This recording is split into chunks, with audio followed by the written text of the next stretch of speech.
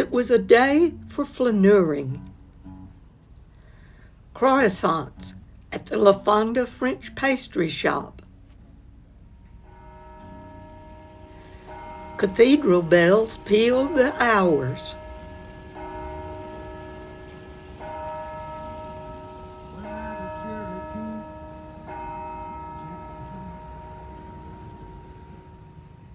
Museum columns blazed with color.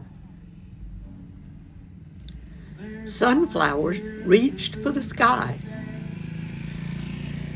We strolled past ancestral sculptures. A cowboy remembered those ancestors. Oh, the creek and the now, that's the old Choctaw. Through shady Cathedral Park. Up East Palace Avenue. Under a dragon. Bees buzzing among the blossoms. A hollyhock reminiscent of Georgia O'Keeffe. And there, laid out on a brick wall in front of the deserted Coronado building, ravens for which J.B. had been searching, materialized in the photographic art of Woody Galloway. The encounter led, of course, to a purchase, but much, much more. Thank you for gracing me. Well, thank you for gracing us. Thank you. Now, you want to just mail me a check, or you want to write a check, or you got any money, or maybe you got a song. I don't know. Sometimes people sing to me, and I say, he could probably tell you a story. Wow. You talk about stories. When I was a little boy, my mother and I ran a gas station in Arkansas. Needless to say, we were very hungry. Yeah. And it was a Sunday morning, old man comes by in a new Chrysler New Yorker, and I fill a tank with gas. We had the only Texaco station open, I guess. And I fill it with gas, fancy new Chrysler, and old man about 75 gets out and he says, "What's that woman doing over there, son?" I said, "Well, she's begging.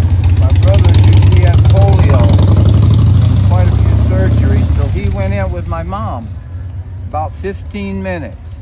And he came out, and a month later, my life changed. My mother took all three of us on a drive to a Catholic orphanage. Never seen a nun before. I was a Southern Baptist. So after about a month or so, I went to Mother Superior. I said, "Well, how in the world did I get here?" And she said, "Well, this man by named John Callahan called us, said he'd take care of any bills and send a check every month." So you know what else he did I asked her, "Well, what was his address and all?" So I put a nice little thank you card and sent it. And you know what he did next for me? Paid my way to one of the best college preparatory schools in the country. You know what else he did? He paid my way to college. You want to know what else he did? When he left here, he left me a check every month for 15 years in a lump sum. And I only saw him twice in my life, when I'm a little boy and he's dying in a hospital. And he was called my benefactor, one of the richest men in Texas. Beaumont, Texas, John Randolph Callahan came to rescue a little boy. He saved my dang life. Where in Arkansas is that? Outside of North Little Rock. North Little Rock. And I went to St. Joseph's Orphanage. I'd never seen a nun before. I mean, I'm going to tell you, talking about trauma, but this is the college preparatory school he sent me to. One of the best in the very country. I mean, now I think it's $75,000 or something. Now, the orphanage is right here. And an old archbishop went to Italy, and he said, "I want to have a villa built for these little waifs." And that's it, a villa, 82 rooms. Where is 48 boys, 38 girls, 12 nuns, 7 retarded people, 22 little kids under the age of 5. We had a 125-acre farm, 200 hogs, 3 chicken coops. Where is it I located? fell in love with one of the nuns there. And I was 15 and she was 19. And she still writes me love letters 60 years later. 60 years later, Sister Maria Goretti. And you're talking about a story, we're talking about a life. Mm-hmm. And I made a life. And I know why I'm out here, you know? Mm-hmm. I damn well know. A lot of people don't know, but I know. My daughter wrote this little poem when she was 10 years old. Ended up paying her way through college. It says, love can climb the tallest tree, the highest hill, and overcome the most evil. And she wrote it, and it became the miracle picture. It sold 40,000 copies. So you can't throw pearls to swines, but you can throw them to everyone. And I know why I'm out here. It's for people like you that want to share, you know, things that are meaningful in life. And you risk it, you know, you risk it. I mean, you better risk it. There I was, a Golden Glove boxer. It's 18 years old. It saved my life. And there's my mom and I starving to death. And that's me right there, and there's my mom. And then this is a copy of the little poem. This is one of the little images that I put the poem on. That's the plaza, first snow. And there it is, the little poem. You take that. And this is the story about the miracle picture. You take it with you. It's written up in a lot of papers. But you know what? Fame doesn't last at all, but what does last is what you and I just shared. There I was at a college preparatory school. I had no fancy khaki pants or leather shoes.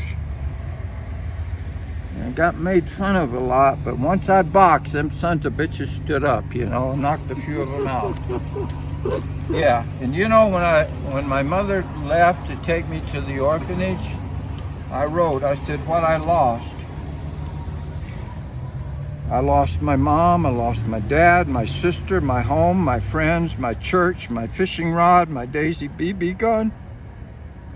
I lost my rabbits, the marbles won, hundreds of them.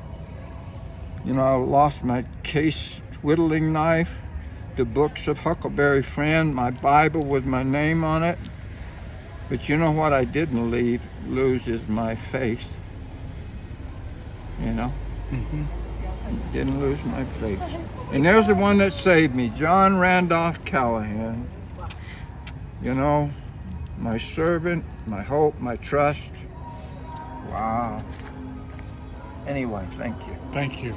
We don't own it, but we sure as hell can share it. It was a blessing to meet you. Oh, shoot, you're the blessing. Thank you, man. You know that I must decline. 'Cause it's on this freer road, oh, I'm gonna ride. You know I'm gonna run, spin. I'm gonna stop, I'm gonna slide. Till I'm subject to all the natural forces. You know now home is where my horse is.